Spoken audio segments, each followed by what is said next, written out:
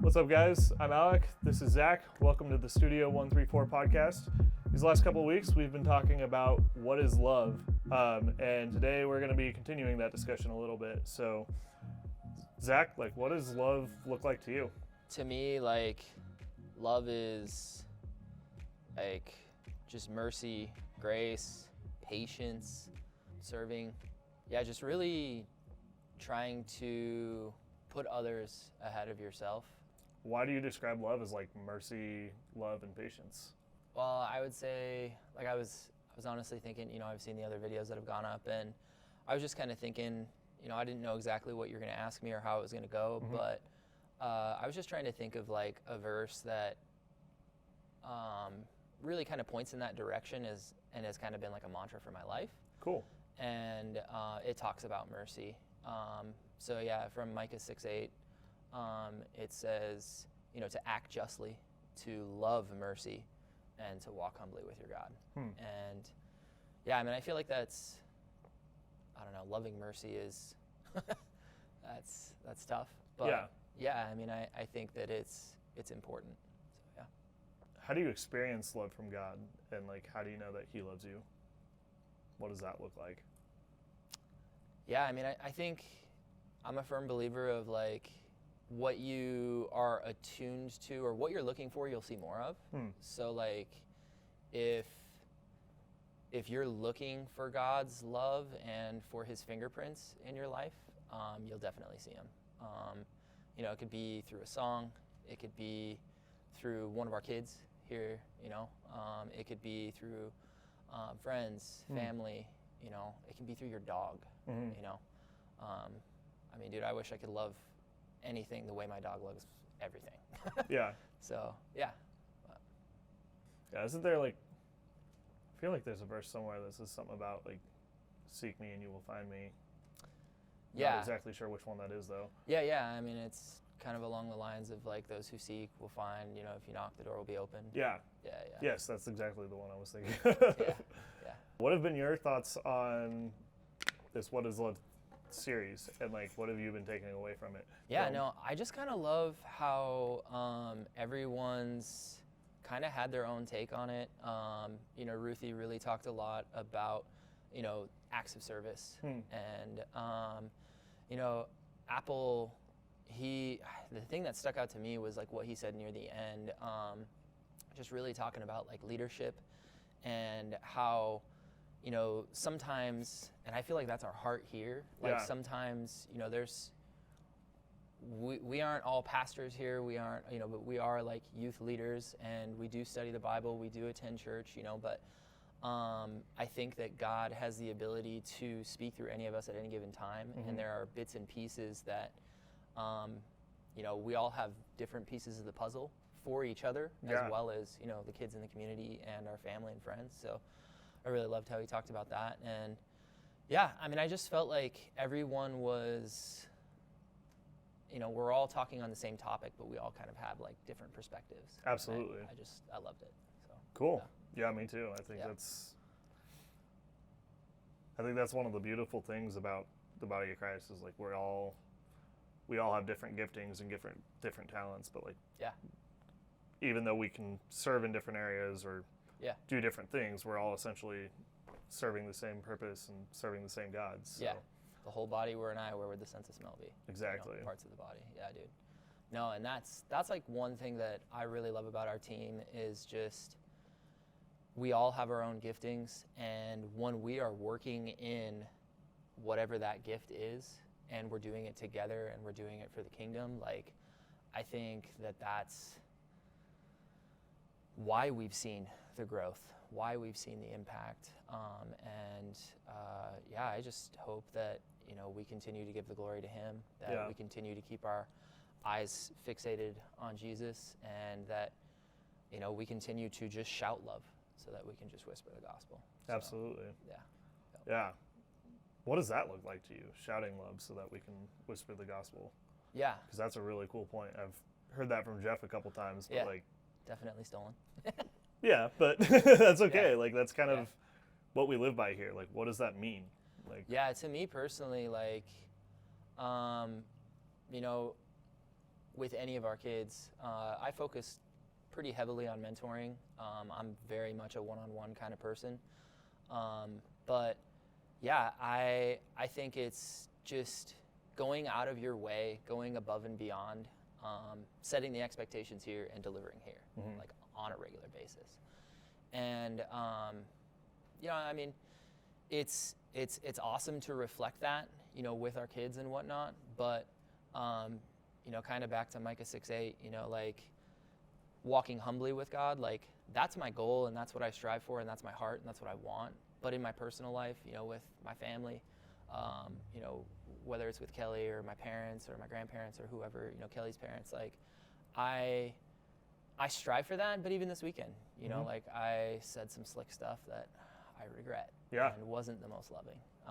But, you know, I think that that's a big part of it also is, you know, doing what we can for our kids and placing others above ourselves and really just helping them feel that love, you know.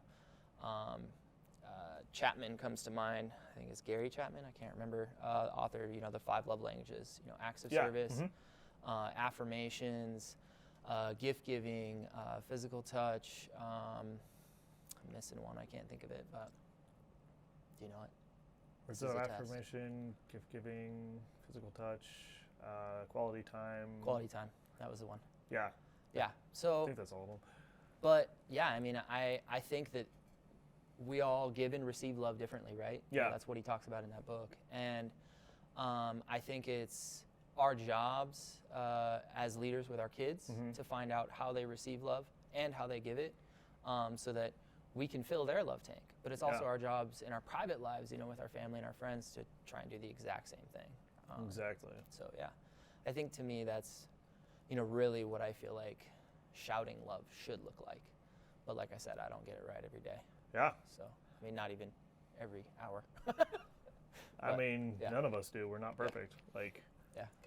And that actually brings up like a really good point. Like if you know you dropped the ball or you know you weren't loving someone well, how can you fix that? How can you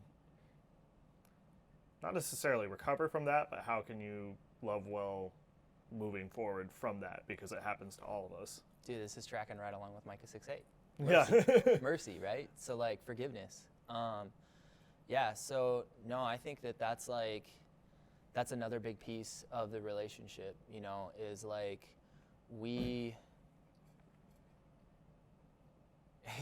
okay, just giving people mercy is, you know, one thing, but like loving mercy, to me, I think of like loving your enemies. You know, and that doesn't necessarily mean like an enemy. I mean, it does for sure. That's what he's talking about in the Bible. But like thinking about, you know, that happens more day to day. It might be like in the moment, maybe my friend or my family member is the enemy because we're in an argument, you know? Yeah. And it's hitting that pause button and really trying to just de-escalate in the conversation, lower your voice, you know, really just like, if you're both shouting, you're not listening, right? Yeah. So like, I think that it really just comes down to, you know, cutting them some slack. And, you know, another verse that comes to mind, thinking about mercy, I'm paraphrasing and probably butchering it, but basically along the lines like, the rule that you use to measure others is what will be ruled against yourself. Okay. And, you know, I think that's really important when you're thinking about mercy and when you're thinking about forgiveness and when you're thinking about grace. Like, that's the heart that we need to try to approach it.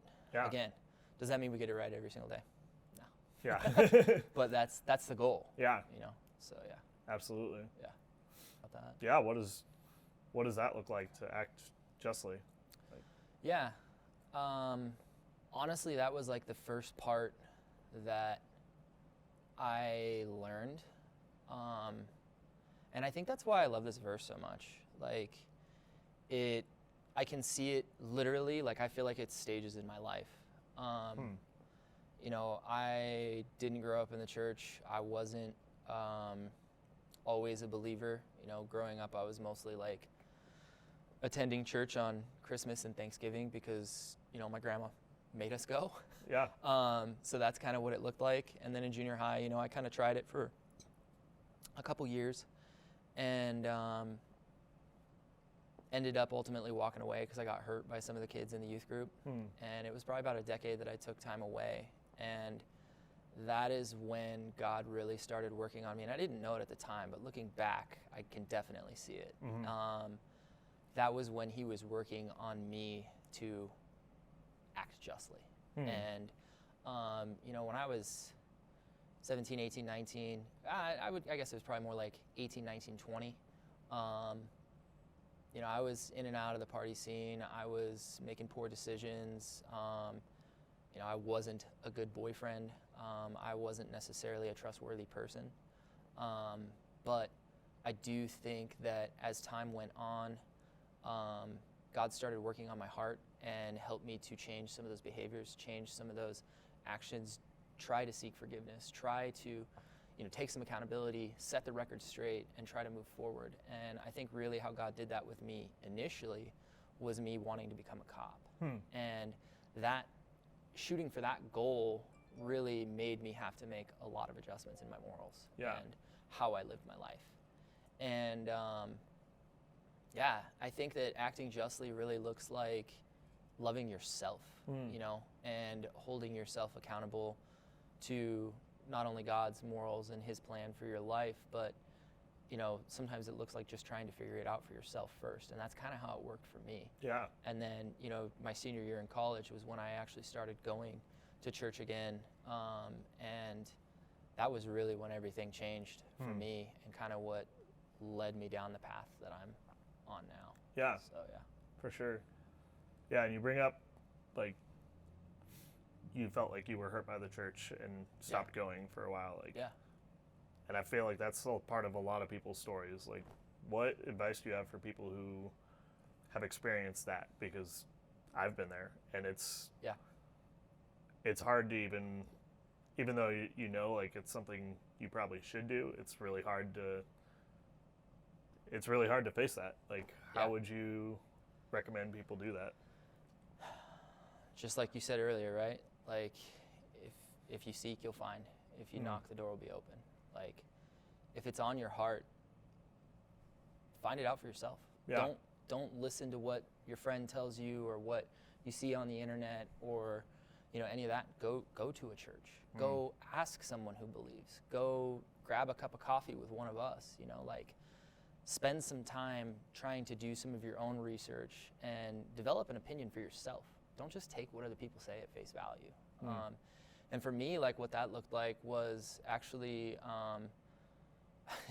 my ex, Ariel, her dad was a pastor, and he gave me a book. It's by Timothy Keller, A Reason for God. And there was one line in that book that has always, like, been ingrained in my brain, and that was kind of like the aha moment for me and what allowed me to be okay to go back to church. Interesting. Okay. And there was a line in it that said, the church is not a museum for saints. It is a hospital for sinners. And to me, that was what I had to realize, was that I was going to church in junior high under the impression that these kids believe, they know God, they're in a better place. And I knew that they weren't perfect, but I did grow up on Disney movies, so I am pretty naive.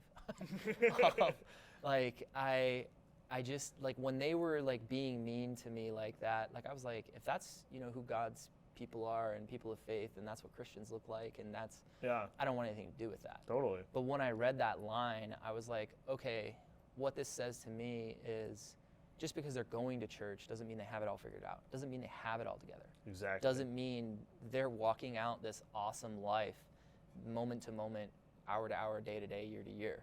You know, it comes down to the fact that they're there. That is the goal. That is what they're reaching for. That is what we're all pursuing. You know, Red Rocks Church, you know, was actually where I started going back when I was living in Lakewood, and they say it like this, like, we're a bunch of imperfect people pursuing a perfect God. Yeah. And, like, that's what I had to realize was, like, okay, I'm mad at these people, but they're imperfect just like me. Yeah. And I can't hold that against God because we're all in the same boat. Right. So like that's really what was the turning point for me and what opened my eyes and why I was able to go back to church and just start the healing process, you know? So yeah. Nice. Yeah, I mean, I think that's huge. I think forgiveness is massive. Like you see that obviously with the way Jesus loved us and the way he paid for our sins by dying on the cross. You see that in every way that he lived his life pretty much, but like I would say that's the key is like forgiveness, forgiving people and being able to let go. Because nobody's perfect and we all make mistakes. We all we're gonna hurt each other. That's just how it is. Yep. Sucks, but unfortunately that's just part of life. So how does it go?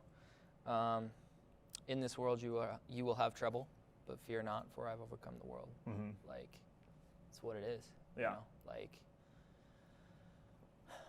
we know that it's going to be hard. We know that I mean, like I said some stuff to Kelly on our baby moon this weekend that was a little sharp, you know? And so I mean, it's coming back, asking for that forgiveness, and just doing your best every single day to just, like I said, identify. Like I know for Kelly, it's acts of service.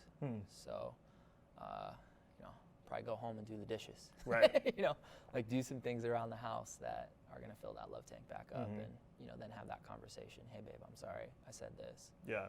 You know, like loving you her deserve how better. she receives love, not how you receive love. Yeah. Yeah. Exactly. Yep. Yeah. Biggest thing is learn to forgive. Like that'll change your life right there. So, I think that's it for this week. So thank you guys for joining, and we'll see you again next week.